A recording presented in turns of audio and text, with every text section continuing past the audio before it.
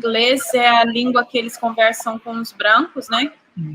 Mas aí eles têm o talk piecing, que é uma outra língua que eles falam mais geral, assim, e daí eles têm as línguas nativas deles, né? Então, dependendo do lugar que você tá, eles vão falar, e o inglês que é falado aqui é o inglês misturado com todas essas línguas, né? Acaba adaptando, né? Vira, né?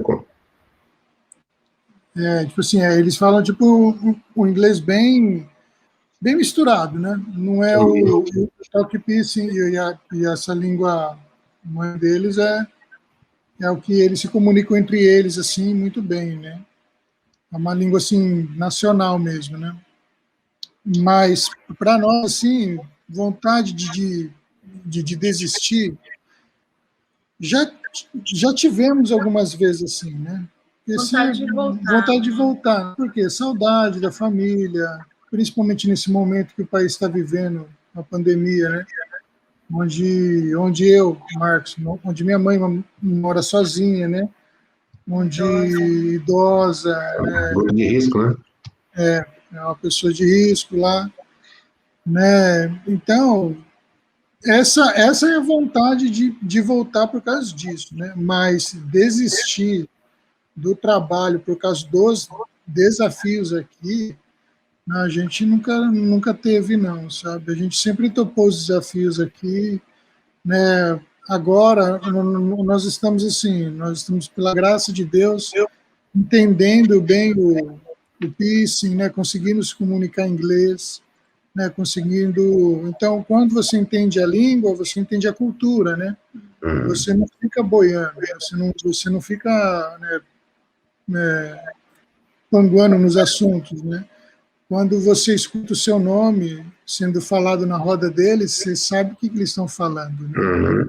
Você não é mais, você não tá, e eles começam a evitar de falar o seu nome, né? Porque você sabe o que eles estão falando, eles sabem que você sabe, né? Então a gente está num momento assim onde está sendo divisor assim de água para a gente, né? Está sendo um momento bem legal assim, bem importante, que é o que te traz segurança, né? Eu tenho certeza que você viveu isso na Inglaterra, né? Quando você chegou aí na Europa, né? Quando o seu processo de aprendizado, de língua, aprendizagem. Imigração, né? Você imigra, você sabe que é. Cara, sem a língua, você tá pego, cara.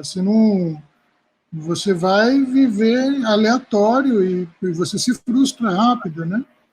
Então, o nosso alvo aqui principal está sendo de aprender a língua.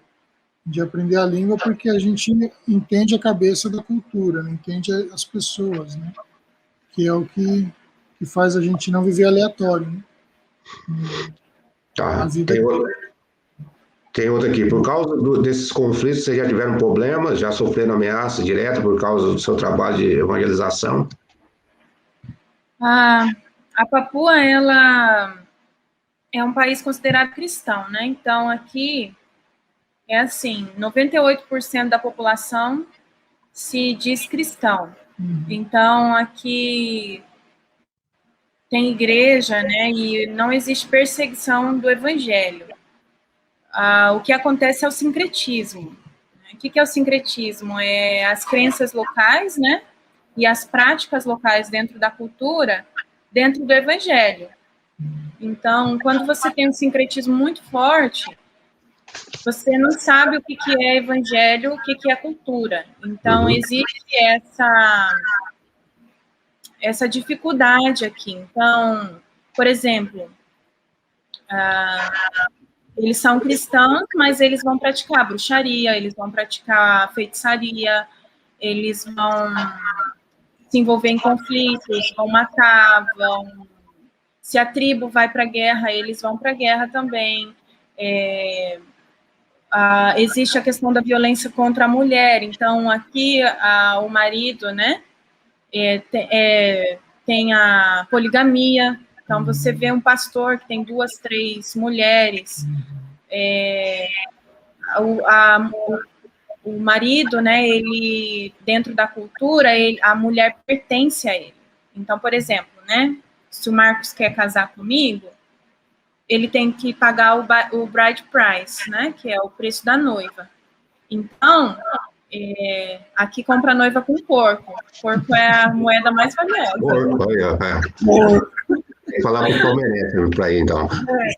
Então, a minha família iria falar para ele, né, olha, o preço dela, você vai ter que pagar tantos porcos, caçoari, você vai ter que caçar isso, vai ter que trazer, né, e não é pouca coisa não, é muito dinheiro, é tipo...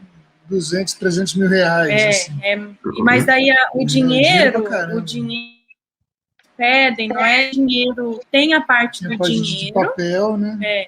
Mas tem a parte dos animais também que você tem que dar, né? Para a família, carro, se ele pedir carro, a família pedir carro também, você tem que dar o que eles pedirem. Então, ele vai pagar o meu preço. Então, a partir do momento que ele casa comigo, ele é o meu dono, literalmente. Comprou. Então, é como se você estivesse comprando uma coisa, entendeu? Então, aí eu tenho que fazer o quê? Eu tenho que cozinhar, eu tenho que lavar. Só que não é cozinhar e lavar como no Brasil, né? Não tem máquina de lavar, não tem fogão.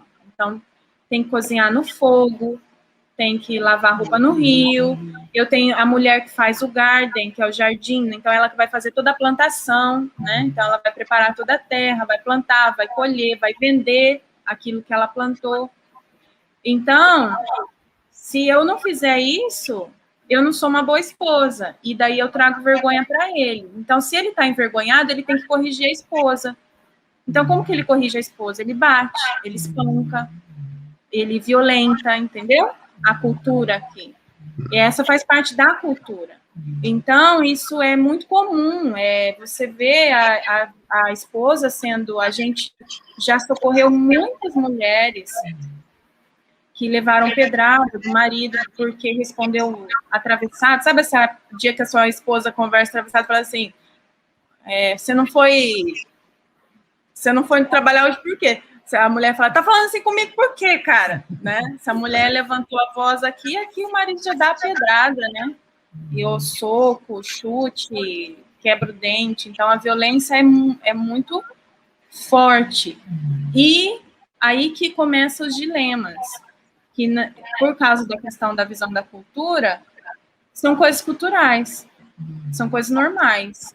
Então, ninguém combate. Não existe a pregação contra isso na igreja.